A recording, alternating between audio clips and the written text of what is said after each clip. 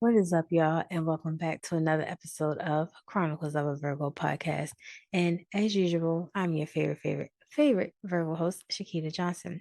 And happy Wednesday, y'all. Hope everyone's day and week is off to a fabulous start. And hope you guys are doing well and continuing to take care of yourself.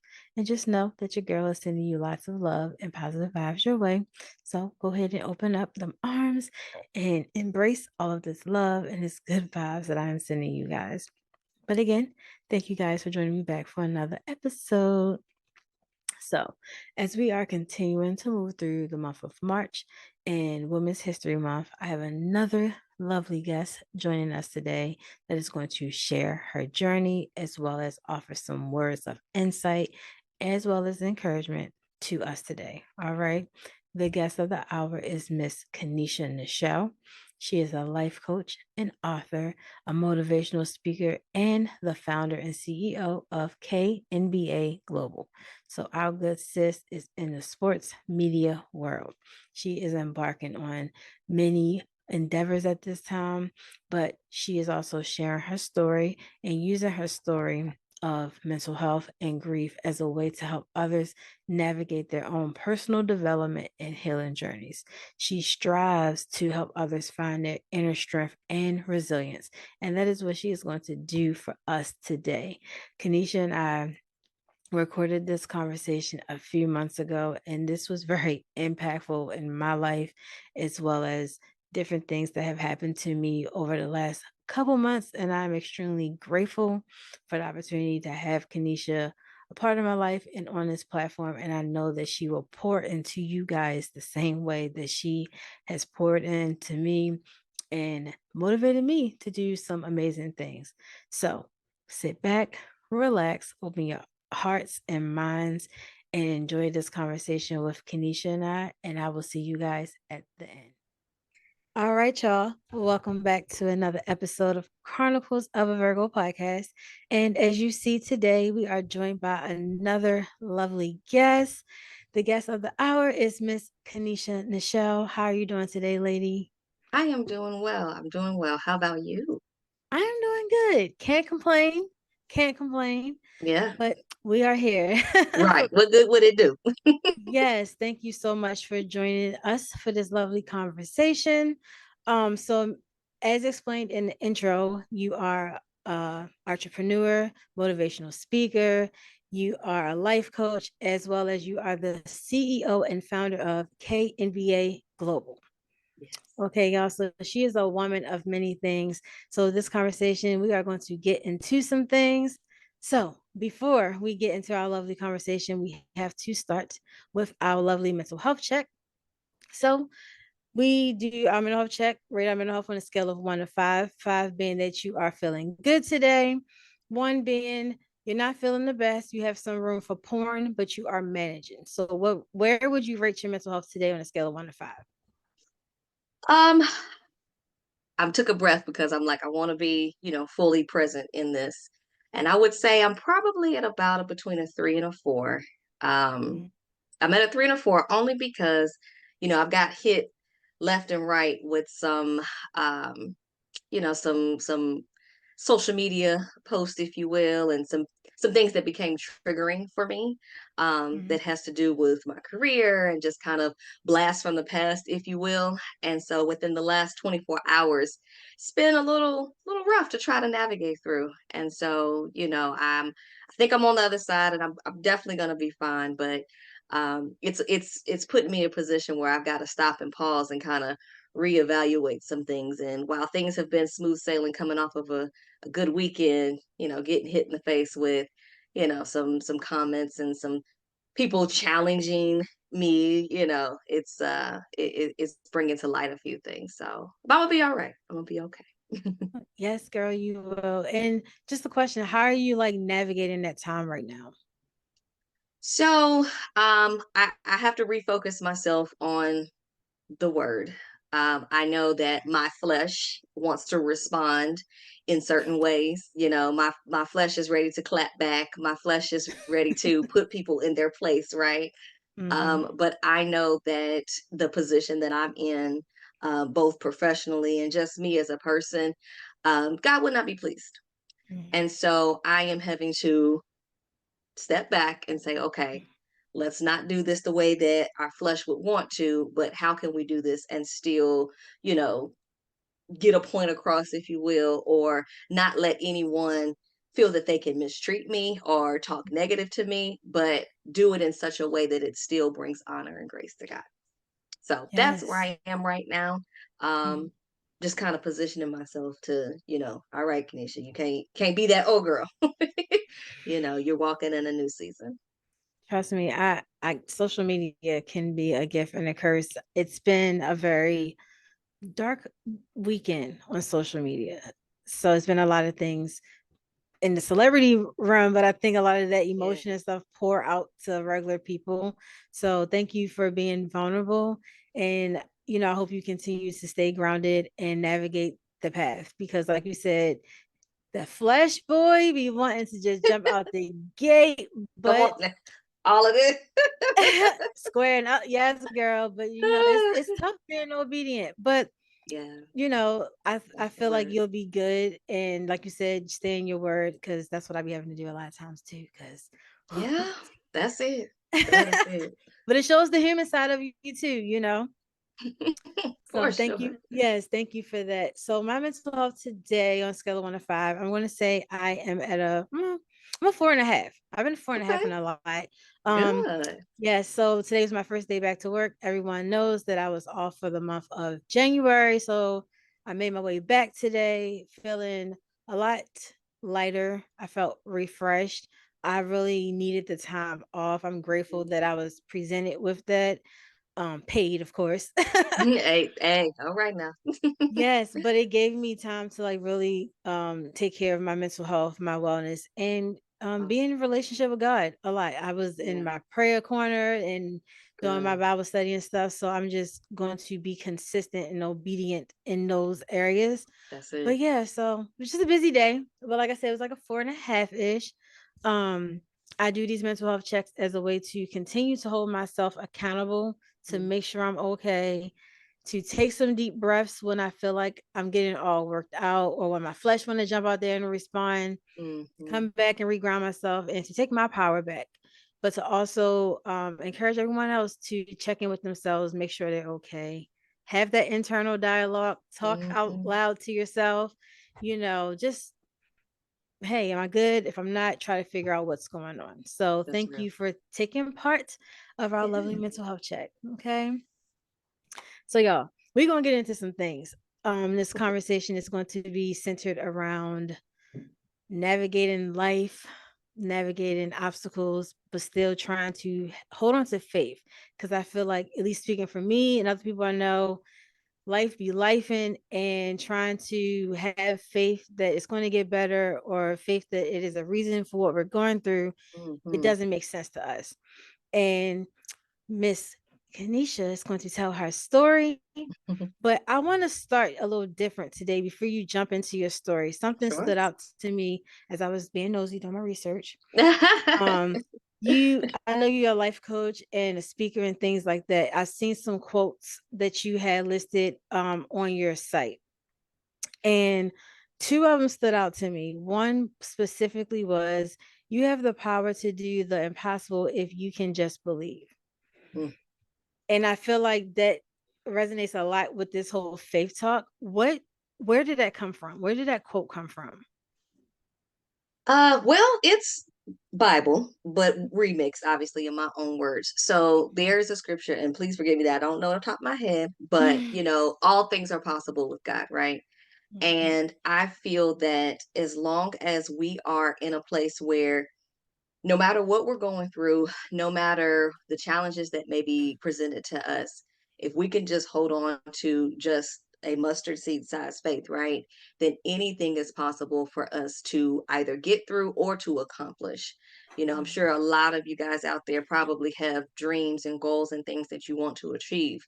But if you are willing to, well, for one, conjure it up in your mind, that just simply means that God gave it to you. So that means it is possible. But Mhm, now we got to put forth the effort and the energy to make it come to life. So mhm, I truly believe that nothing is impossible as long as one, we believe deep down inside that we are to have it, we are to be it, we are to do it. And then if we're willing to actually put forth the effort and energy behind it to make it happen. I love it. And having the faith of the mustard seed is something that I have to remind myself of because the mustard seed is so small. And as long as my faith is at least equivalent to That's that it. or more, I know that I'm going to just supersede whatever I got going on. Yeah, Even though it gets hard sometimes, right? it Like does. I said, we go through obstacles, different changes in life. I know a lot of your story has to do with grief.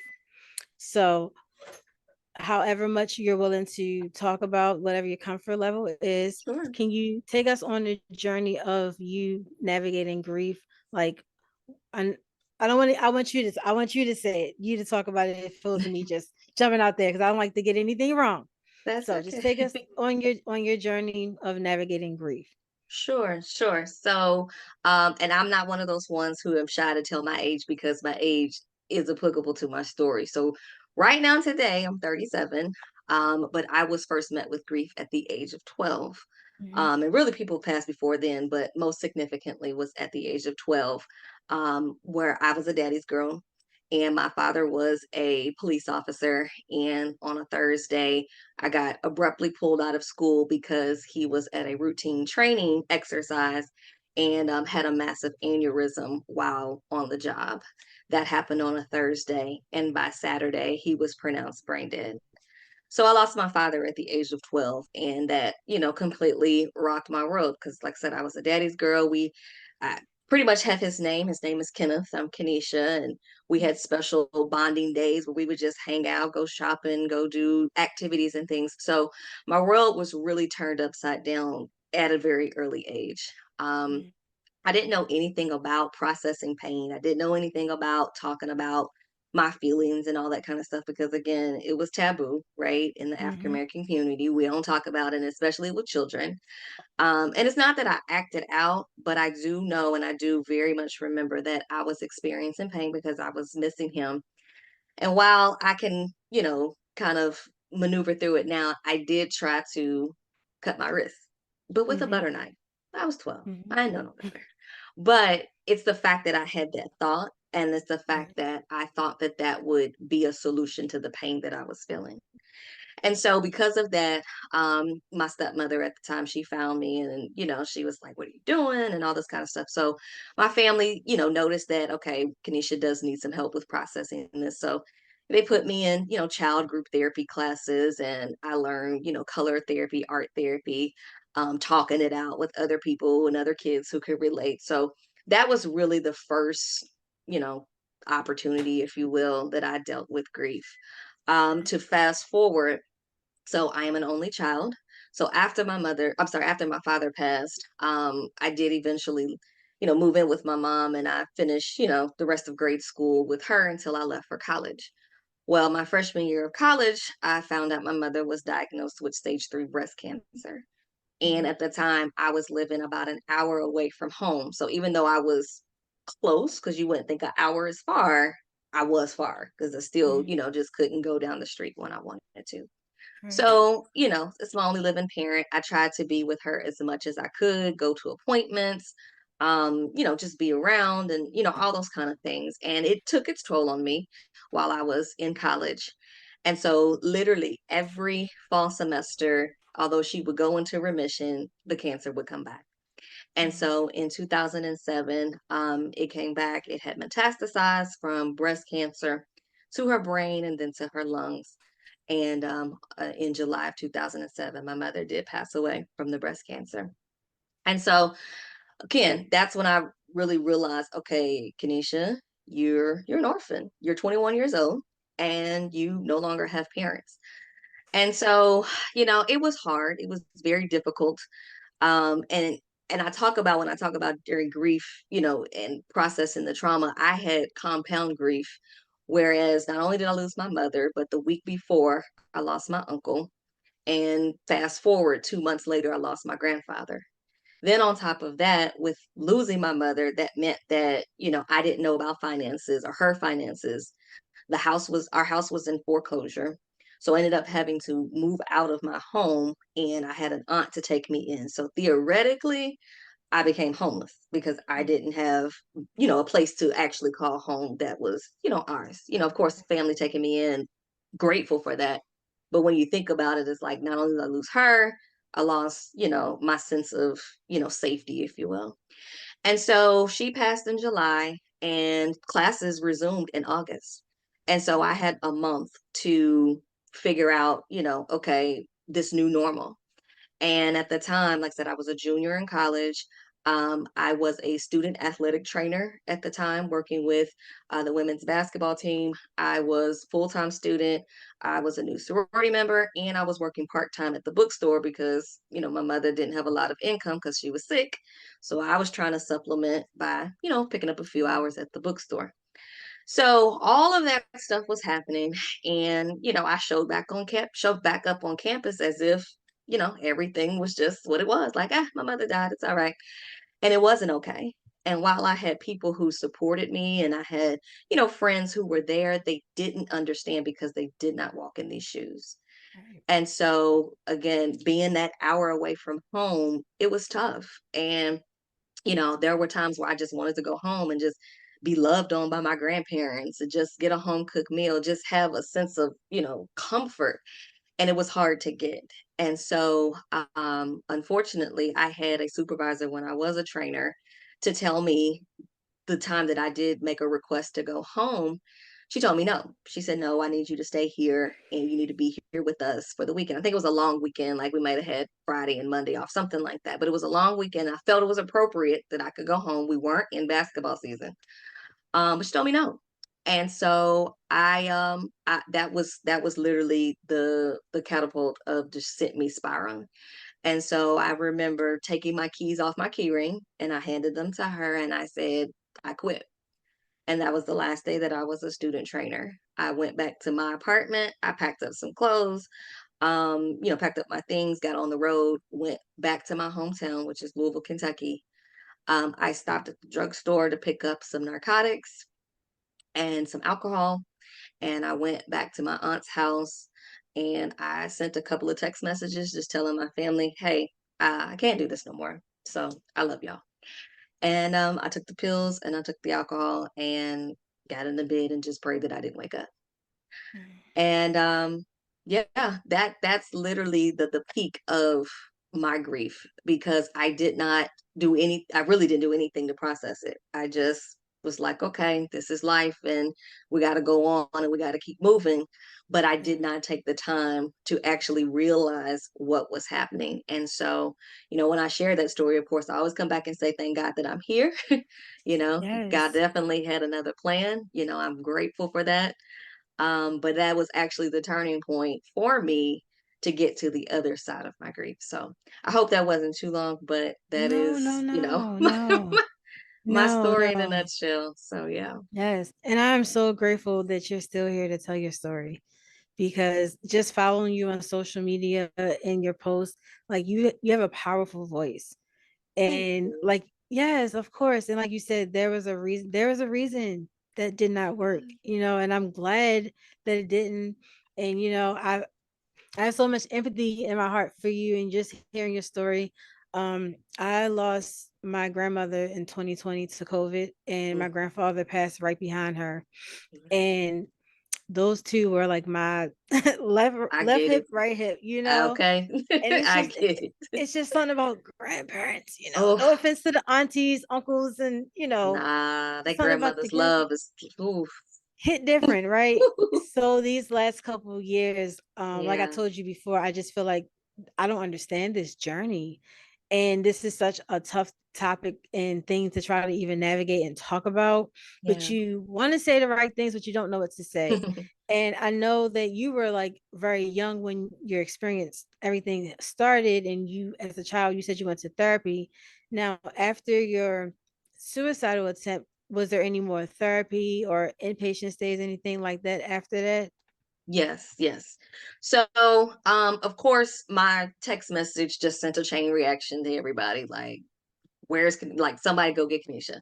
Um, and it's not funny, but it's funny because I have a cousin who I'm very, very close to, so I say it's my sister. So she's one of the persons that I had sent a message to, and Mhm. she lives in New York. And so somehow she was able to get the message to the people in Louisville to basically come and bust down the doors and Good. to find me. So obviously I'm grateful for her, but it's funny because I'm like, dang, you're already in New York. They'll find a Thinking way. I'm thinking you're away. You're not gonna, but again, I'm definitely grateful for her. But yes, so they found me, of course, call EMS. And then when I came to, I do distinctly remember, them asking me, do you want to get some help? And I told them yes. I said yes. And so I did get committed to a mental institution inpatient for 4 days. Again, I say that was a turning point because it was horrible. It was a terrible experience.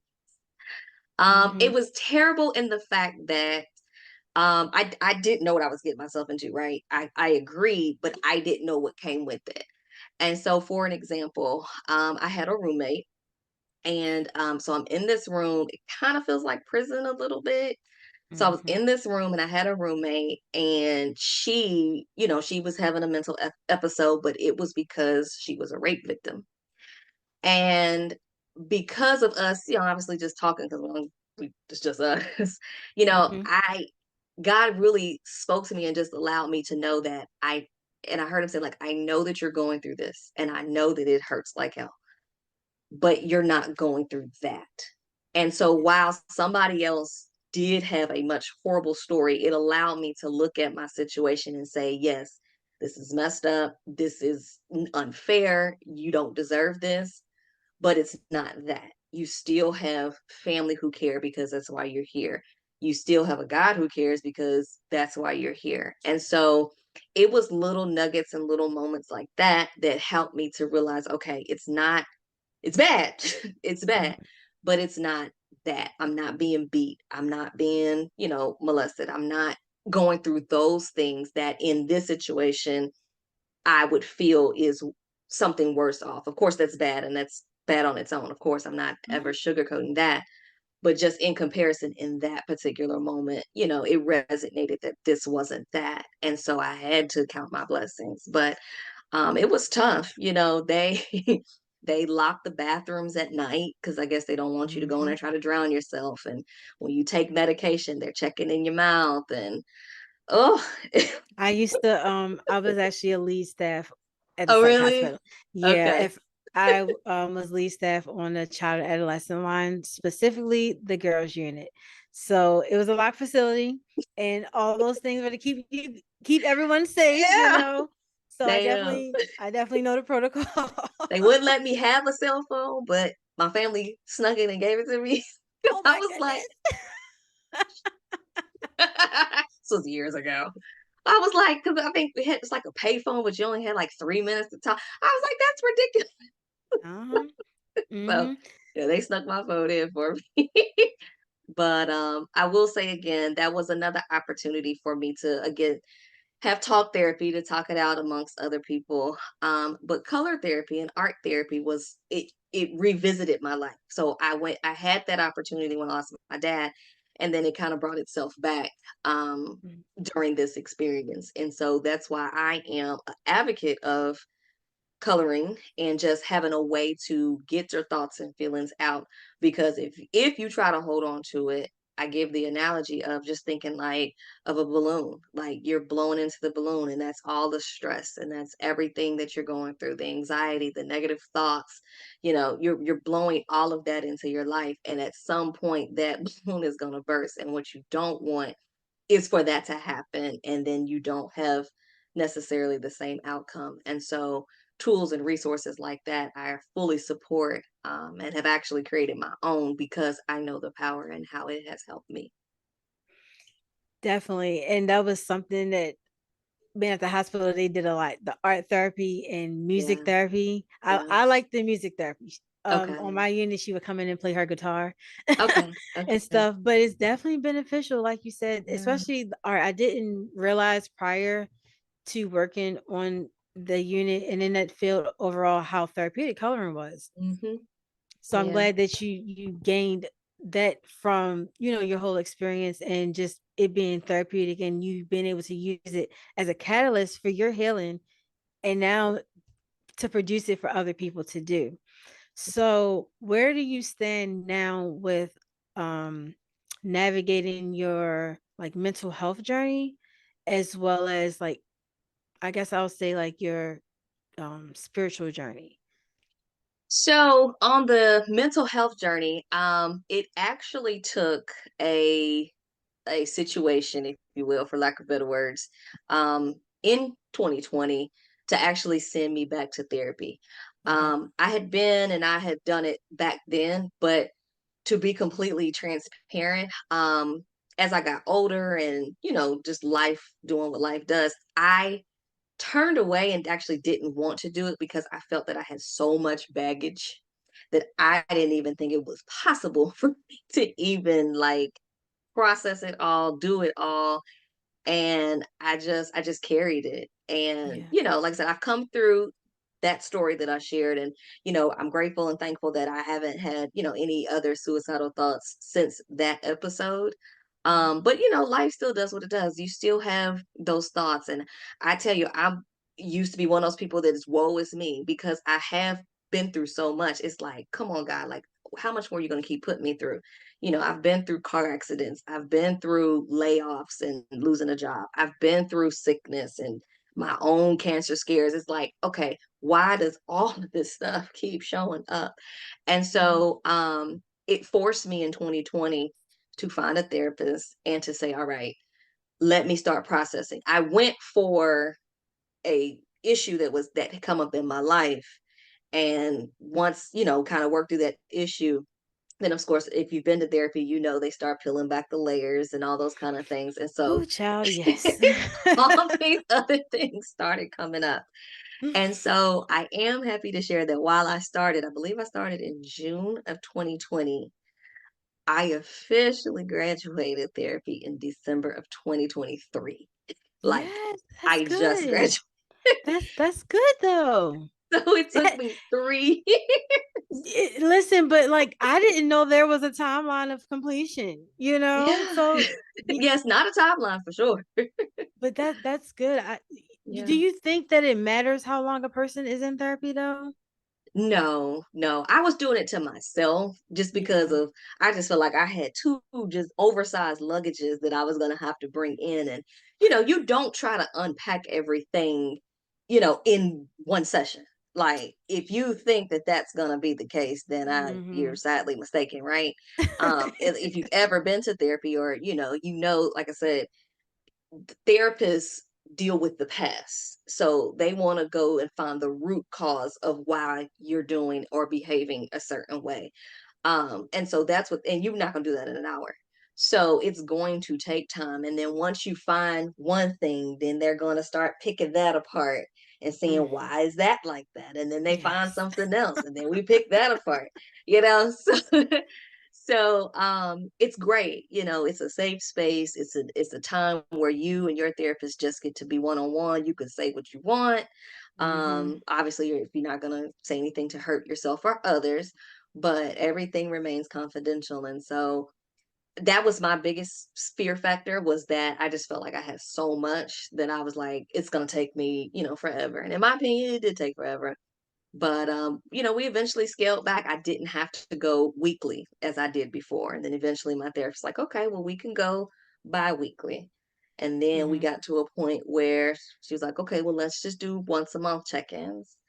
And she told me that she could see my language was changing and my perspective and outlooks was changing. And she eventually got to the point where she was like, you're good.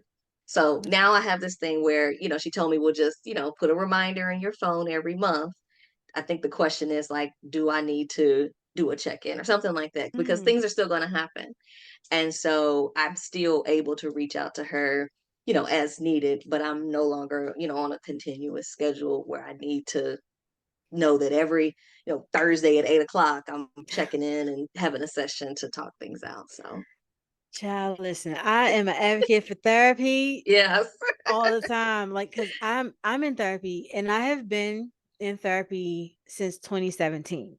Okay. Now, see what happened was I switched therapists though. Switched therapists, Okay. Okay. Okay. because the one that I was going to, it was more for like depression, anxiety. She Sure. was helping me. I realized during COVID, I was like, I need something a little deeper. I need Mm, more trauma informed. My stuff was trauma. okay. And Okay. I found my therapist and I went and I told her, I was like, listen, I already know how this works. I work in mental health. You can't counsel me with a book. Like I need you to just be, you need me to be vulnerable and open. I need you to do the same. Yeah.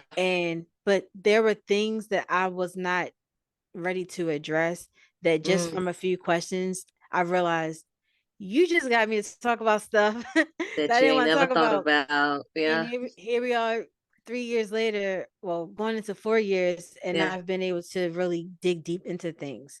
Good. So I hope I get to the graduation point soon, like You you, will. you You know. will. Keep at it. Absolutely. Yeah. So Absolutely. that's amazing though. And I love the fact that, you speak so highly about your faith and your relationship with God, but you were not against going to therapy. And there's like many stigmas and misconceptions when it comes to Mm, like the church and then yeah. mental health. So what are your thoughts in relation to kind of like drawing the two together, and how was that beneficial to you during your whole like grieving and just your journey with navigating life? I think the stigma part is very real for sure. I didn't I didn't know that I had an illness. Hmm. I think that's how I want to say it. I didn't Hmm. know. I just felt that I experienced some really messed up stuff, meaning losing my parents so early that, and again, I didn't know anybody else that has gone through that. So I didn't know what to expect or what I'm supposed to be thinking or feeling. So I just assumed that, well, if my parents are gone and I haven't graduated college, I don't have any children, I haven't got married, I haven't got a job, I haven't accomplished anything, then why am I here? And so I didn't know that that was really an illness. To like, having suicidal thoughts is considered an illness. And I did not realize that. And so that's where the stigma for me came, because I'm like, well, no, I guess this should be normal, right? Because I don't have no parents. So Hmm. how else am I supposed to think? Am I supposed to think that everything is peachy and life is grand? Like, no, like life sucks. And so I think for me, that's where the word stigma came in. And I grew up in the church, grew up baptized. I mean, even as a 20-year-old, very involved, I'm going to Bible study on Wednesdays and all the things, right? And so when my mother passed, I was very much angry. Like I'm like, no, dog, like this ain't it. And Yeah. so I stopped going. I was like, no, I can find some other things I can do with my time than to do this, because you took my parents from me. And so I Mm, turned away. I resulted, of course, to negative coping mechanisms and, partying and all that kind of stuff. Because again, I'm still a college student. So yeah. I'm like, I'm just gonna live my best life at this point. Yeah. Uh, so, I'm out hanging out. I will say that I did turn to travel. Now, I'm still very much a lover of travel, but I was not doing it in a healthy way. I didn't realize Mhm. then that my need for travel, because I still believe with my stance on travel that I do need a change of scenery. I do, like, the mundane routines of things really Mhm. does mess with my mental. And so I still believe in that. I'm still very much an advocate. Just got back from a trip last this weekend. Um, but I was doing it then because I was running. And I was doing it then, and I was doing it to the point where I was lying to people like, "No, I'm gonna be here," and then I'm gone. Or, my aunt that I was living with, I would park my car at the airport, and she'd be like, "Did Mhm. you catch a flight?" I'm like, "No, and He was my gone. behind is in New York because I just felt like getting away. Yeah. So I know that I was resulting to those negative coping mechanisms then, because again, I just thought that's what I'm supposed to do. But like I said, it was God that realizing that he saved me, for one, that told me without a doubt, okay, there has to be a God, because while I was upset, he still found a reason to save me. Yeah. So off of that alone, you will never get me to deny him a day in my life again. Um, but again, it still took a minute for me to fully engulf myself back into, the routines of prayer and, devotions and all those kind of things. It still took time. Don't tell me it was like a flip of a switch. Right.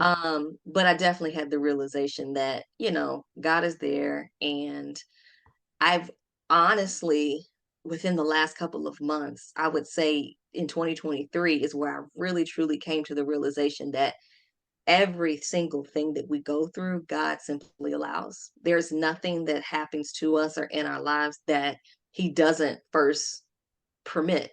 Now, those some of those things are hurtful and some of those things are not pleasurable. We don't like them. Um, but Romans 8:28 says that I will cause all things to work together for good, the bad, and the ugly. And so when I look at the timeline of my life, I can trace back to the person I am today because of losing my mother. Because if I Mm. didn't lose her, then I would have never transferred schools. I would have never changed my major, and I would not be this sports executive that I am today. So while it was painful as hell, and while will forever miss them, I can attribute a lot of who I am now because of that situation. And so I think about it sometimes like, well, what if, she should have had a surgery that she opted not to do, and I think that that is the reason why she didn't make it. So, Mm-hmm. it's always those what ifs. Well, what if she would have had the surgery, and would she still be here today? And so I can look at my life and say, well, no, if she would have survived and everything would be fine, then I would be an athletic trainer right now. And I don't know where I would be, and I don't know what that life would have led to. But I Yeah. do know that I am who I am today. All goes back to that situation. So I don't know if that was Whew. a roundabout answer, but No, it was. I just got chills because I hear that a lot. When we go through things, it's always for a reason. And I think a lot of times because of the extent of the experiences that we experience, whether it's, grief, mine Mhm. just happen to be sexual trauma and grief, Yeah. you're like, I don't Wow. understand how this can make me a better person. Like, I don't understand the message in this. Yeah. But like you said, you stick it out and you just continue to believe that there is a greater purpose for it. And with you dealing with your journey of losing, your parents and everything else that you had to go through in life, it made you the person that you are today. So I think that's a powerful story in itself because you found the blessing in it. I hate to say that Yeah. No, like that, that's but it. the blessing in your journey. I'll just say that the blessing in Yeah. your journey. Yeah. Um, And one more thing to add, and mhm. again, this is very recent that I've heard this, that it has become profound to me. And I'm like, I have a for real aha moment is that I was listening to a podcast, and the gentleman on the podcast said that the things that we go through is simply because God trusts you with the story. And I said, "Oh, wow." Ooh, Because he's not Jesus. going to give that to everyone. But No. if you look at yourself, right? Now you have Mhm, a platform where you are talking about your story, and you're mhm, advocating and you're sharing with other people your journey to get through your grief and your sexual trauma. And so God knew, as awful as it is, He knew that you would eventually do something with it. Not that it's going to happen immediately. I didn't mhm, really start talking about my journey until almost 10 years. 10 years was mhm, my turning point, because I got to a point where I was actually mad at myself for like being upset, overly upset on like their angel anniversaries. And God showed me like in 2017, I want you to celebrate yourself for still being here. Let's not look at it as mourning, but now let's celebrate. And so we don't know how long it's going to take for that, that switch to hit. But I do believe, and like I said, hearing that podcast message, and I'm like, that's it. Like God literally trusts you with that story because he knew you would do something with it, and it's going to do something to glorify him. So, Mm. I mean, I that hit me in my face, and I'm like, okay, I That got smacked me right here. it. It smacked me right here. Let me ask you this. Yeah.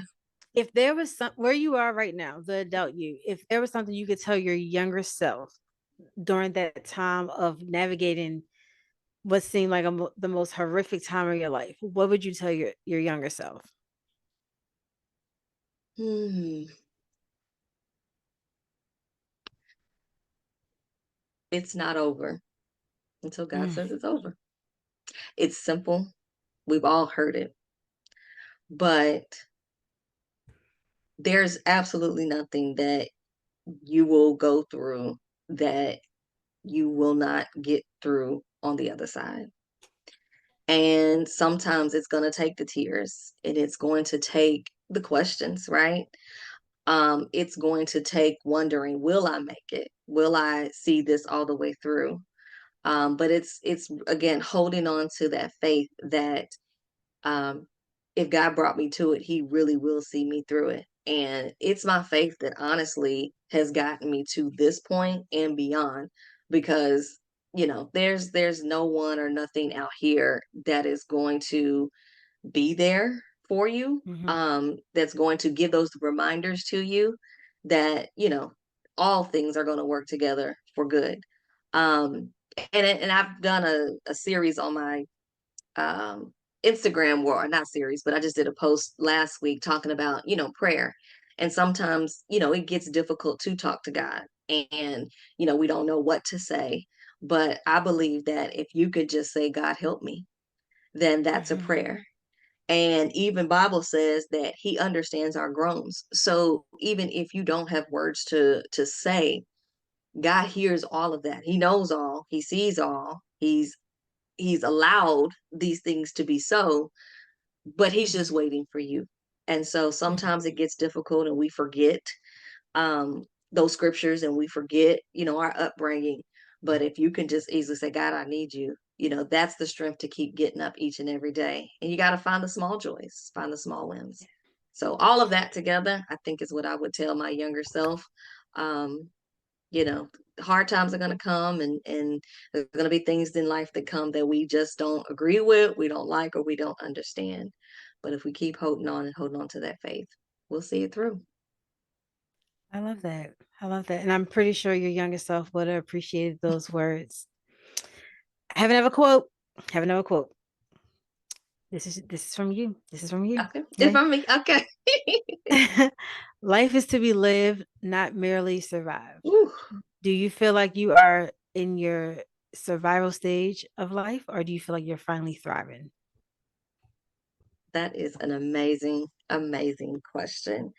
I do believe right here on January 30th that I do believe that I have reached a thriving stage. Um, it is a long time coming, a long time. And when I say like only recently, I mean maybe within the last year have I Mhm, felt like it's gotten to this point. Now, I will preface this by saying this. And I always, say it when I do these, type of interviews, that even though I feel like I'm in a good space right now, when I turn these cameras off, right, I still go back to a life without my parents. I have a daughter. I have an 11-year-old daughter that I'm raising, and it's not easy. You know, I have so many questions, and I can't pick up the phone and call my mother. So while life is good, and I have begun to see blessings from God, there are still little nuances that I'm forever gonna have to endure, for lack of a mhm, better word, just because it is what it is, right? We just kind of bonded on grandparents. My heart, my best friend, my grandmother, my paternal grandmother, I lost her in 2016. And so, whew, losing her was wrecked my world. I felt like the band-aid was ripped off. And I went back into that cycle again because that that my dog, you know. yeah. And so I have one living grandparent. and that's it. And so obviously grateful for her, but she's approaching 80 and her Mhm. time is going to come, and then there's going to be the day where I literally have no parents and no grandparents. Mhm. And so I think about those things. I don't harp on it.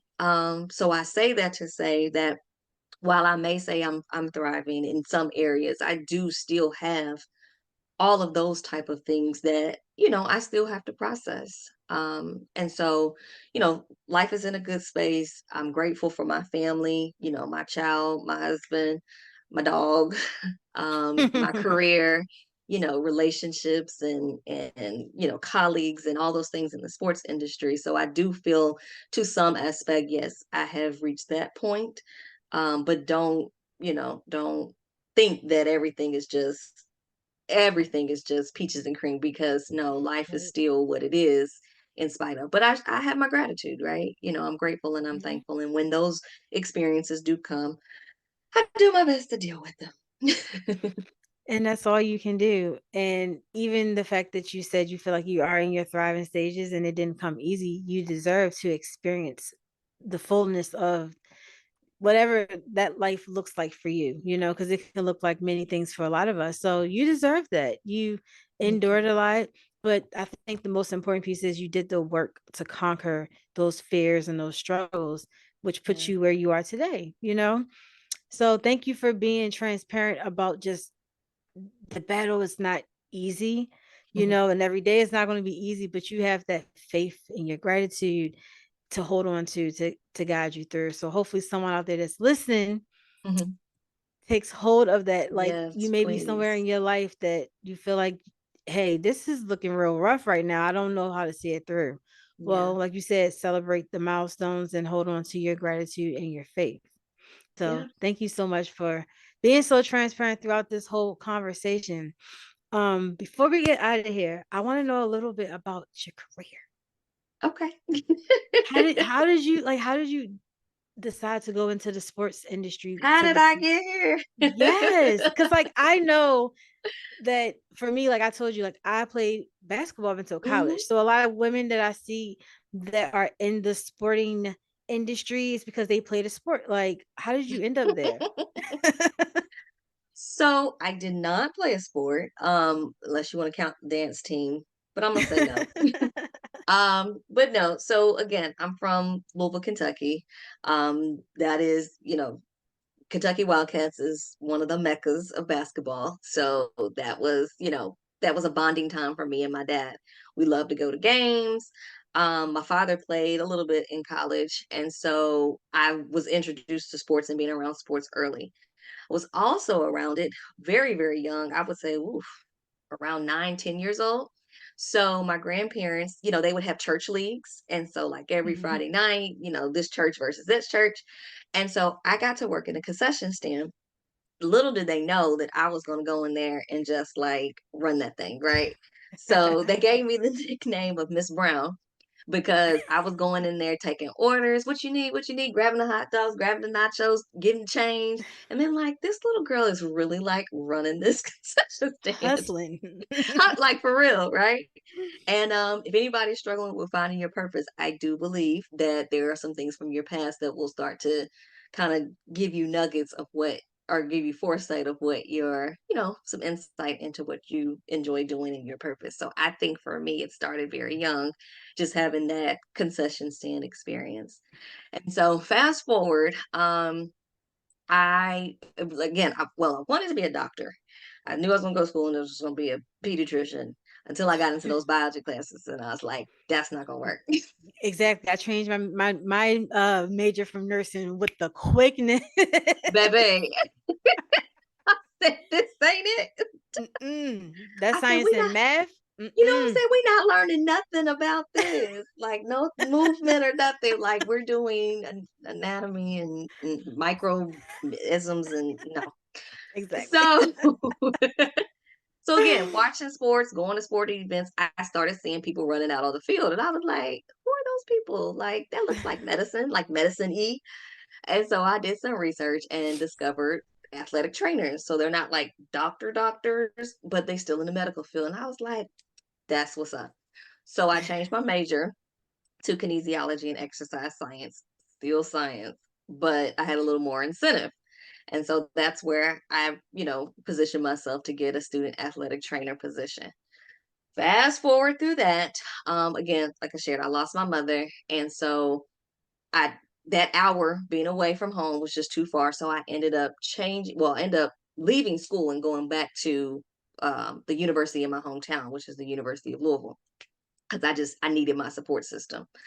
Mhm. And so when I transferred, my advisor said, well, you failed so many of them science classes. If you want to stick with this, it's going to take you about 3 years to get out. Baby girl didn't have 3 years. My mental didn't have it. I said, no, because I'm going to quit and I'm going to end up doing something strange for some change. So, what's my other option? I don't want to disappoint anybody, At but least she was honest. I promise you it's what I said. I said, this is not going to work. So they said, well, have you considered sports administration, the business side of sports? I said, no, but I am now. When do I get out? They said, well, we could get you out in about 1.5 years. Boom, let's do it.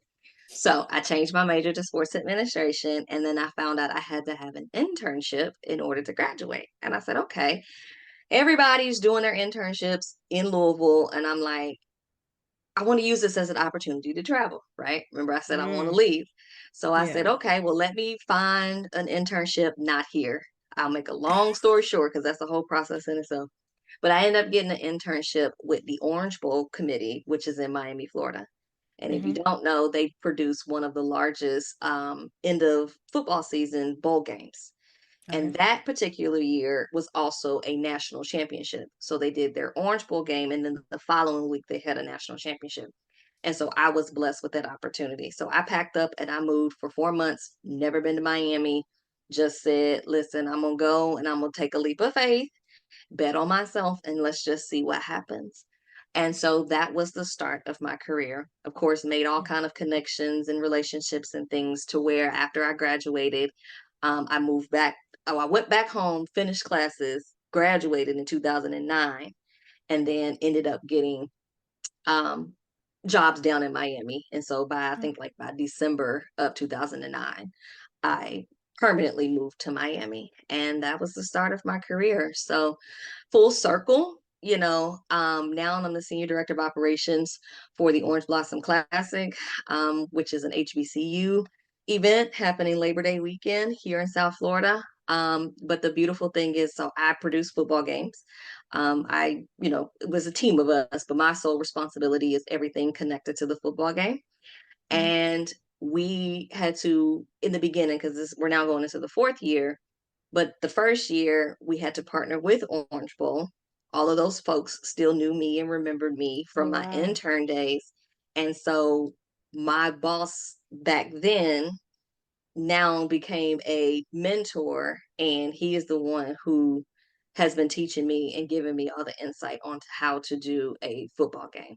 And so Mm. I did not know that my internship in '08 would lead me to a very close-knit relationship with this organization, with these people, to now do the things that I do now. So I 1,000% bet on That's yourself. amazing. Have that faith. It is scary. Oh gosh, it's scary. I know nothing Mhm. about mine. I'm a country girl from Kentucky. Like, only water we have is the Ohio River. Like, I know nothing about the big city, but betting on Look at you yourself. now. Listen, Look at but you betting on now. yourself and have some faith. And I promise you, like, you have no idea where it can lead you. So That's amazing. Now, yes. this is totally off subject, but I saw your post last night in them prices. Are you going to the Super Bowl? I meant to comment actually because I was like, are them tickets really that? First of all, my team just blew our chance of going. So like, I am cheering for Usher at this point. But You're like, right. are you going to the Super Bowl? So the crazy girl in me has been exploring. If any, not to go like, no, I'm not. Lord, if you have it in your will to bless me like that one day, that's fine.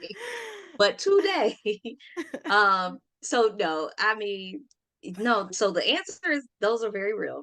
Um, It's very unfortunate. I don't like it. I think it's unfair because it's like, you want real fans in the building, right?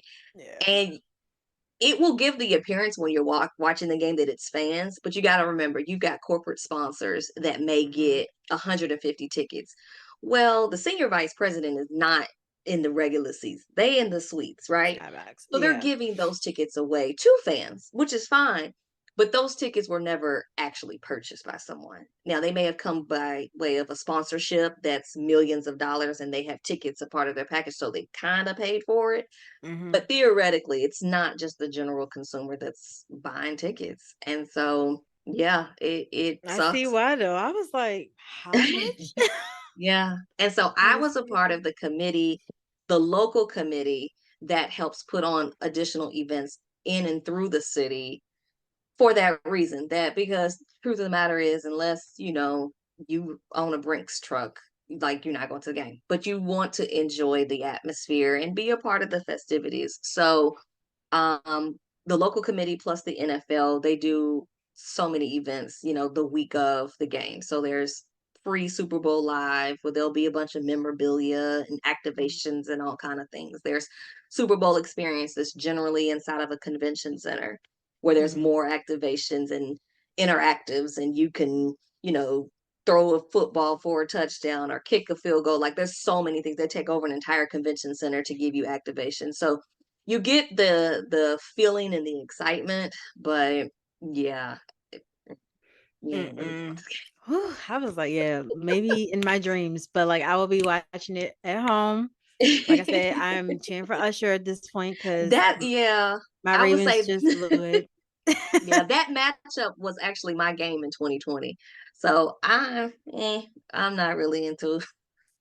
I was rooting for Baltimore and Detroit. Like, what?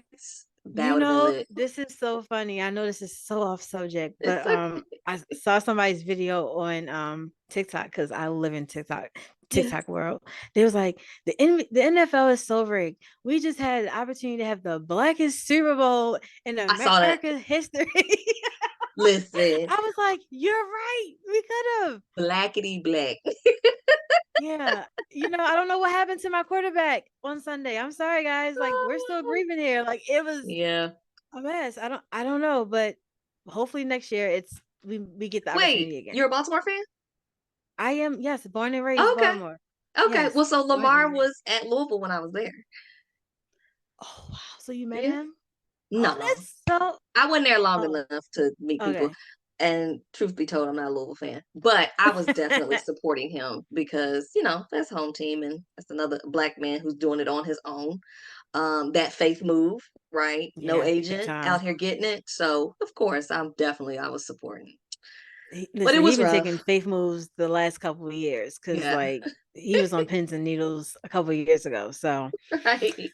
Right. oh man, that's amazing. But this conversation has been so good. Thank you so much. I Absolutely. really hope that something resonated with someone that's listening or just Yeah. was what they needed to have their cup filled. And Yes. as we have talked about a lot, and you have had a lot of insightful words of encouragement, I like to end on a positive note. Of course. Someone that is navigating their grief journey right now, what is a piece of advice you can give them to just kind of be in a more of a comfortable space, even though grief is not comfortable, but something you can just tell them at this moment? Yeah. My number one thing that I would share is to give yourself grace. And I know that that may be kind of something we've started to hear a lot, giving yourself grace, but it is so true. There is no time frame. There is no blueprint. There's no manual. You can Google and find the 5 stages of grief and all of those things. But everyone's walk is different. And even with me sharing my story is not yours. But I would share with you that the grace that is needed is insurmountable. Mhm. I would go a little deeper and be more specific that especially if you're within the first year of your loss, that this is a very, very sensitive time, that honestly, you are just trying to survive. And it's okay. It is okay that, you may not feel like getting out of bed and you may not feel like eating, because those things are very real when you're in the midst of your pain. Those things, those normal behaviors don't seem like something that you really want to go through. But I just want to let you know that right now it's really about you. It is not Mhm. selfish. My only caveat is obviously if there's small children involved, if you have children, you have a family household, that's understandable. But at the end of the day, it's about you. And you've heard it, I'm sure, that, you are no good to anyone else unless you fill up your own cup. And Mhm. so, in order for you to be able to function and do and to fulfill those responsibilities that you do have to take care of yourself. And it's not selfish. Boundaries are not selfish, right? It is Mhm. lovingly telling people that I just don't have the capacity for this. And so, in order for me and my balloon not to burst, there are some things that I can't do. And that's giving yourself grace. That is giving yourself the love and attention that you need as you enter into this new normal. And then the last thing is, it may not even be one day at a time. It may be 1 minute at a time. Mhm. Grief triggers are real. We just come through the holiday season, so that's a trigger. We're going into a new year. Valentine's Day is coming. Um, Anniversaries, your birthday, their birthdays, all of those things are reminders. And so it's very important that you check in with yourself in preparation for those things. And don't get ahead of yourself, right? Don't think too far ahead into the future. I know sometimes, people start thinking, well, Mother's Day is coming and I don't know we're still in January. Let's Mhm. not let's not give ourselves that anxiety of something that's in the future, because again, tomorrow's not promised, which we all know, right? And Mhm. so let's not stress ourselves out today for things of the future. So I know there was a lot, but I think that all of those different nuggets are very pivotal in the grieving process. And Mhm. so hopefully and prayerfully that if there's someone who's experiencing it, they take those nuggets away, and just know that you're not going through it by yourself. You're not alone. You're not alone. Yes, yes, and it's never a lot. So I appreciate that. I needed to hear that. Thank you, because I be thinking like, oh, when I get married and have kids, these Mm-mm. people won't get to see me at that. So Yeah. it sometimes the reassurance and the reminder take it a minute at a time. It doesn't have to be a day. So thank you so much. If someone wanted to connect with you or find your social medias, where can they reach out to you at? Yes. So it's my name, Instagram, TikTok, and I won't say Twitter, but X. Those are my three. But I really, honestly, I live on Instagram, but it's Kenisha Nichelle. So you can find me on those platforms. And then my website is KenishaNichelle.com as well. All right. And I will have all of her links and information in the description so y'all can go tap in with her, see her wonderful inspirational content. And are you still looking to do like other podcasts or like interviews if someone wanted to reach out to you for that? I am. Again, like I said, God trusted me with this. Yeah. And so now that I'm really truly on the other side, I'm completely commissioned to do this work and to share this message. So yes, I am open for, other opportunities, whatever it may be, if it's in a small setting or if it's, podcasts like this. I definitely believe that, I want to be a voice of hope, and for someone to see that, even though life did get as bad as it could get, if you keep holding on, you can definitely have a better life after loss. Awesome. That just made me think of a song. Are you familiar with Marvin Sapp? Oh, yes. You know the song Keep Holding On? No, Have you heard I don't. listen to look I will that listen song to that up? tonight. That listen, that song along with a couple other ones, I will Yes, have on repeat all the time. But yeah, you said keep holding on. That song is the first thing that yes. popped to mind. So definitely check that out. Mine of his is I'm not sure if it's the title, but I made it through. I made it through. Hmm. I Oh, have to look glad that one I up. made it. I made it Okay, through. yes, I've heard. Oh, yes, yes, yes. Marvin Sapp got She got a Yes, catalog. that will send me every time. I understand. Well, look, thank you so much for coming on the Chronicles of a Virgo Yes. podcast and connecting with me and my audience and for telling your story and for just being vulnerable. Again, y'all, I will have all of her links listed in the description box so y'all can go tap in with her and get inspired. All right, y'all. Did y'all enjoy that episode? I hope you guys truly enjoyed that conversation and I hope that it was very impactful to you as it definitely was to me. Even listening back to it now, after it was recorded a couple months ago, it still has the same emphasis that it did when we first recorded.